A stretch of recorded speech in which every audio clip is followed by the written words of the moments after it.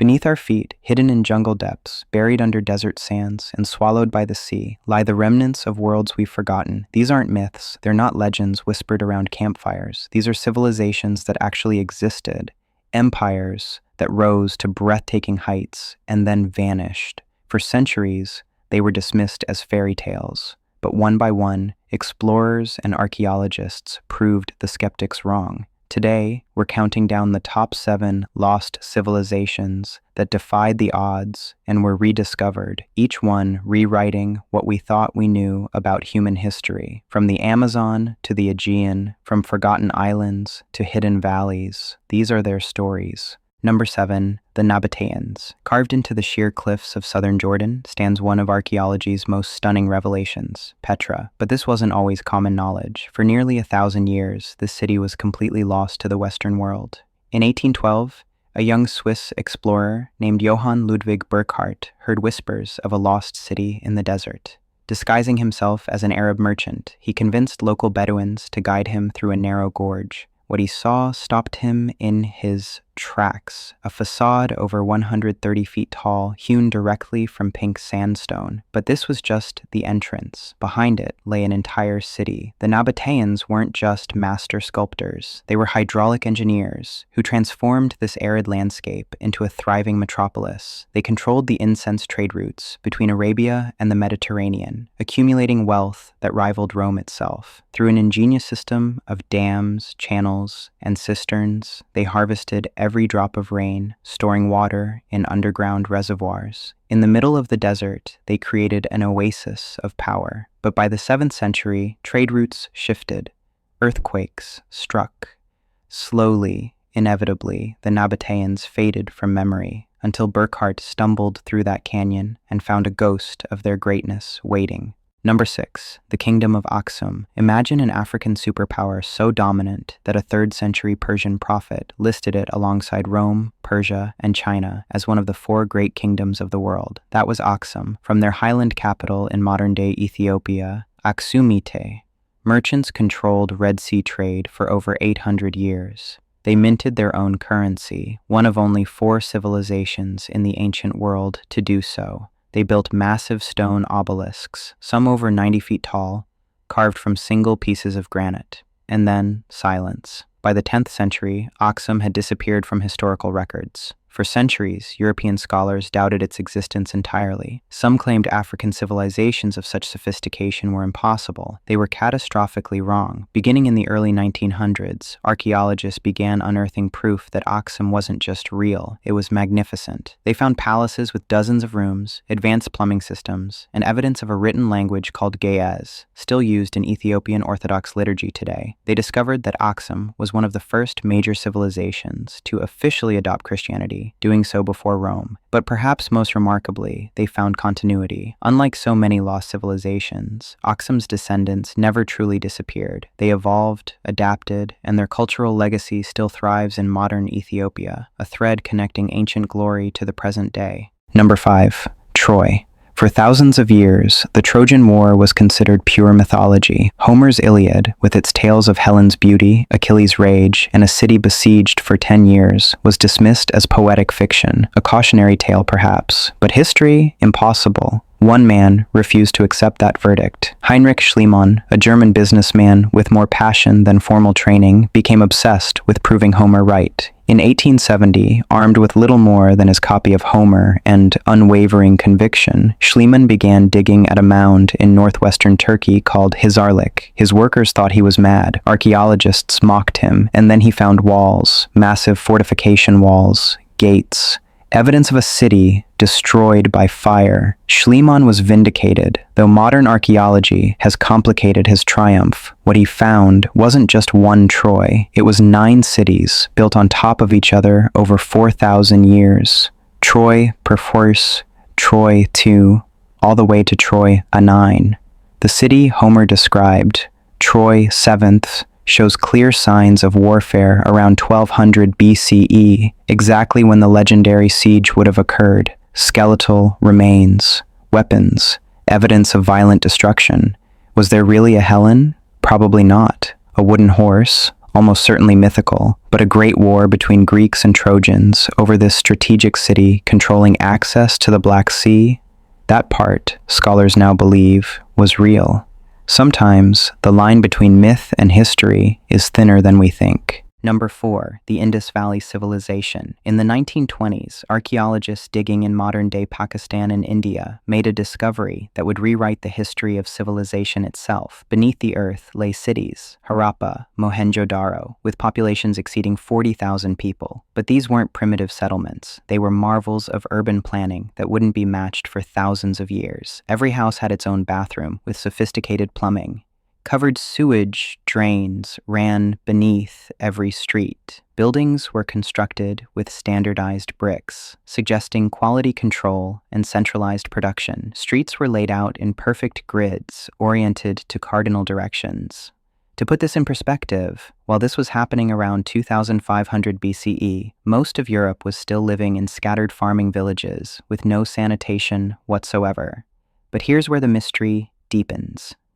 The Indus Valley people had a written language, one that appears on thousands of seals and artifacts. To this day, despite decades of effort by the world's best cryptographers and linguists, no one can read it. We don't know what they called themselves. We don't know their kings' names, their mythology, their history in their own words. And here's what's even stranger. Around 1900 BCE, these massive cities were simply abandoned. No signs of invasion, no evidence of natural catastrophe. The people just left. The leading theory? Climate change. The rivers they depended on shifted course. Monsoons weakened.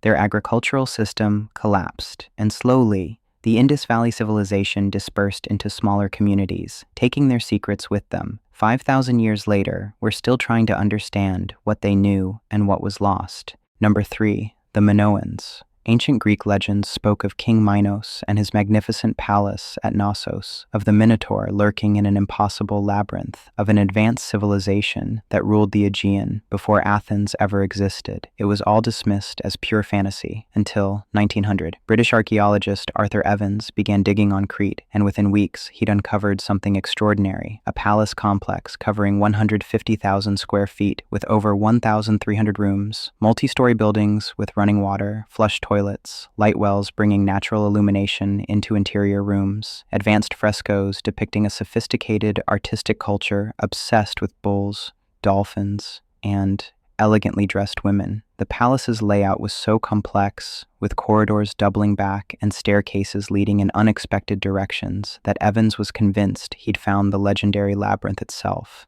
The Minoans, as Evans named them, weren't just real. They represented Europe's first advanced civilization, flourishing around 2000 BCE. They built palaces across Crete, established trade networks throughout the Mediterranean, and created art of stunning beauty. But around 1450 BCE, catastrophe struck. The volcano on nearby Thera, modern-day Santorini, exploded in one of the most violent eruptions in human history. The blast was heard 3,000 miles away. Tsunamis over 100 feet high smashed into Crete's northern coast. Whether it was the eruption itself or invasions that followed as the Minoans weakened, their civilization collapsed within decades. Their cities were abandoned, their culture forgotten, until Arthur Evans proved that behind every myth, there might be a memory of something real. Number 2. Angkor. What you're seeing is the largest religious monument ever constructed by human hands. Angkor Wat spans 400 acres, but it's just one temple in a complex that covers over 150 square miles. Recent LiDAR technology has revealed something even more stunning. Beneath the jungle lie the remains of a medieval megacity that, at its peak, was home to nearly 1 million people, making it the largest city on Earth in the 12th century. The Khmer Empire controlled much of Southeast Asia, from the 9th to 15th centuries. They mastered hydraulic engineering on a scale that still amazes modern experts. They built massive reservoirs called barrays, some over a mile long, fed by hundreds of miles of canals.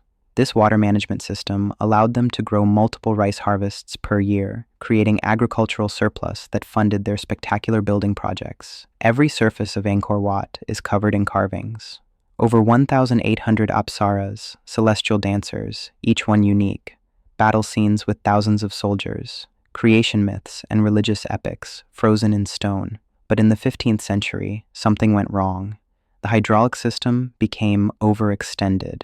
Droughts struck. Wars with neighboring kingdoms drained resources. Gradually, the capital shifted, and Angkor was abandoned to the jungle. For 4 centuries, only local villages knew these temples existed. Then, in 1860, French naturalist Henri Mouhot encountered them and described his awe to the world. Today, as archaeologists continue mapping the vast city hidden beneath the forest, they're discovering that Angkor was even larger, even more sophisticated than anyone imagined. It's a reminder that civilizations can reach breathtaking heights and still be swallowed by time. And our number 1 lost civilization, the Maya. When Spanish conquistadors first hacked through the jungles of Central America in the 16th century, they found stone cities being reclaimed by nature. For centuries afterward, these ruins were dismissed as the work of lost Israelites, Egyptians, or Atlanteans, anyone but the indigenous people themselves. It took outsiders like John Lloyd Stevens and Frederick Catherwood in the 1840s to document these sites and begin revealing the truth.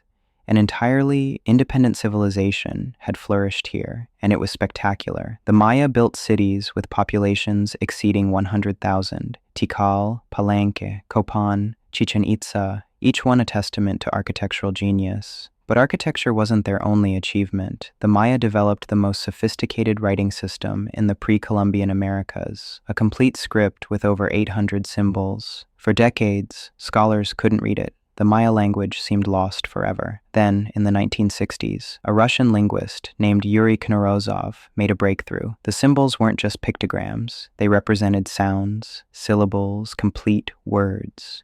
Suddenly, the stones began to speak. We learned that Maya history wasn't mysterious and peaceful. It was vibrant, violent, political, full of ambitious kings, brutal warfare, dynastic intrigue, and sacrifice.